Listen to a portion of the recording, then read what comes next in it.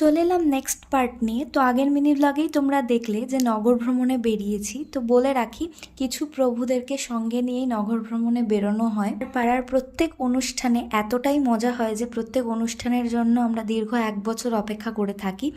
আর এই দিন নগর ভ্রমণকারীদেরকে সকলের বাড়ি থেকেই কিছু না কিছু খাবার দেওয়া হয় নিজের সামর্থ্য মতো। আর যেটা বলেছিলাম কোন কোন প্রভু নিয়ে নগর ভ্রমণে বেরোনো হয় সেটাও তোমাদের সাথে শেয়ার করে দিলাম। কাদের পাড়ায় এখনও এই নিয়মগুলো পালন করা হয় আমাকে অবশ্যই কমেন্ট করো, আর যাদের পাড়ায় নিয়মগুলো হয় না তারাও আমাকে কমেন্ট করে জানিও।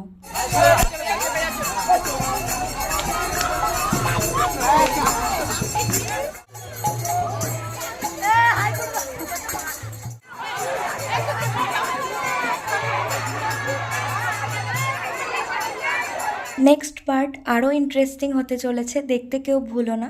চলো আজকের মতন টাটা।